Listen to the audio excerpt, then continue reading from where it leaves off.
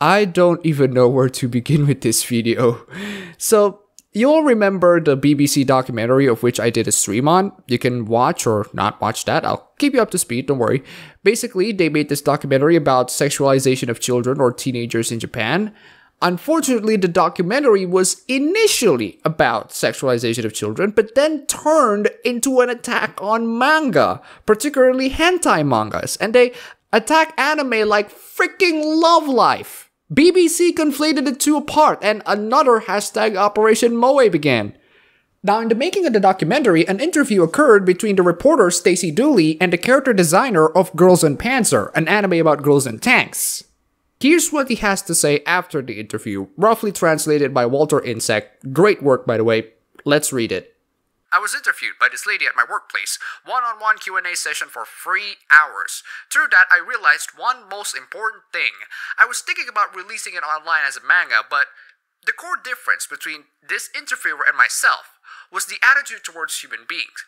My position is, all human beings have dirty desires. Isn't it better to be vented appropriately? On the contrary, Miss Susie stated this: all human beings are naturally innocent and have no dirty desires, and reading media depicting erotic, pedophilic, and gore contents will affect them to be corrupted. Then I realized, so the definition of human being or operating system is different. After a 3-hour-long interview, this realization was the most productive experience, I think. Wow. So on that interview, she has the mindset that all human beings are naturally innocent. That's actually quite scary. That's literally the same mindset that shapes Anna from Shimoneta.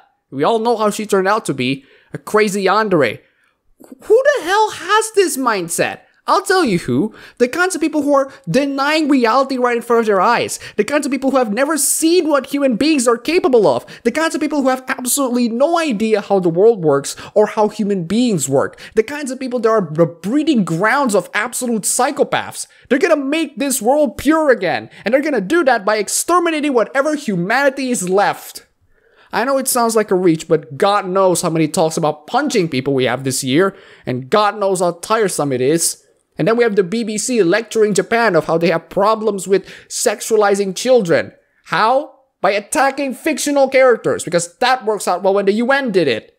Oh, on the top of that, she said, with the look of a hitman in Black Lagoon, my desire is to put all pedophiles and ones who produce pedophilic media into jail. Justice is kind of scary when it infects people. Isn't she trying to substitute everything into the subject of that sentence? Yeah. She's basically trying to go out into the world fighting a false sense of justice. It's actually quite scary. These people are fighting for something without any sorts of coherent reason or any thought being put into any of their actions or even a grasp of the consequences. You're gonna ban hentai mangas. Well, guess what? Doujinshis are made and enjoyed by mostly women. And believe me when I say that sometimes it's the women that make the most fucked up hentais. And I've seen this firsthand. I used to browse a lot on Tumblr. I used to read a lot of fanfiction.net. The most fucked up of the most fucked up lemon fics, without fail, are written by women. Oh, you think this is a boys' club? Only the boys have these nasty mindsets. Fucking explain this. You got too far this time, but I'm dancing on the Valentine. Yes, women are apparently pure. They never have dirty mindsets. They're only corrupted by the evil, evil, evil men. Okay, in some ways that's kind of true. It's been 2 times where I was interviewed like this. She ignored me when I said, "Don't look at us and turn away from your problem within the UK." During the interview, we touched upon the ways that we can tackle the child abuse issues in Commonwealth world. She said, banning all fictions like this. I suggested, well, solve poverty first. Legalizing fictions that have no victims will lower the crime rate. Sounds like a very reasonable request, right? Think about it. There are tons of doujinshi artists and mangakas out there that are talented but still living in poverty. If we can give jobs for people to work on and for people to actually contribute something productive into the society, wouldn't it be nice? But nope. ban mangas. She seemed like she didn't get the idea.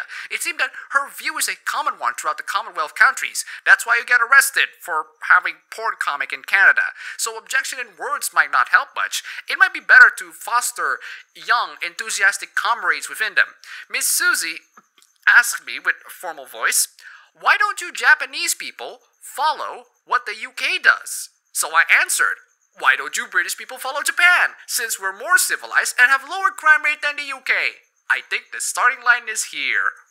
Wow, what do you say after that one? Brutal, savage, REKT. Absolutely taken down. That fucking burn, man. Holy shit. Was that even legal? And by the way, I'm gonna slip in one clip from that documentary that I find quite interesting. Nobody loves Japan more than me. I absolutely adore Tokyo. But you know, this sexualizing and objectifying kids is just so unhealthy, and I don't think you can ever just write it off as a cultural difference. I think we have to call it out for what it is. Cultural different, cultural different. Call it out for what it is. Call it out for what it is. Call it out for what it is.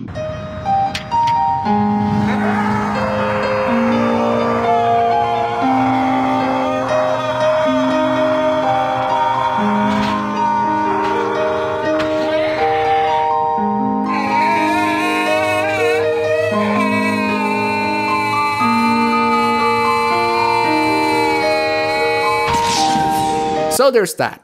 There's a misguided sense of superiority coming off of the BBC, telling people of how moral human beings they are, and Japan is absolute scum for having pedophiles and child molesters and freaking hentai mangas. And lemons. Mostly came from women. And to have these people from the UK to lecture them about their culture when they themselves are terrible. I'd say this to the BBC. Go ahead.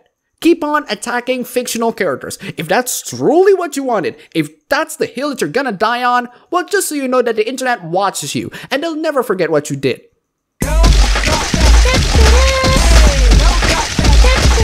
Oh, and shout out to Dan Kanemitsu for being insanely amazing in that documentary. Just answering every question, hitting Stacey hard with a little bit of dose of reality. He has a blog post talking about this matter as well, which you guys should definitely check out. Oh, and this video is brought to you by the shape-shifting master of darkness, Amphibalt. You guys are fantastic. That's all for the video today. If you like this, you can go ahead, click the like button, and subscribe for more. If you wish, you can support me with Patreon. And thanks for watching.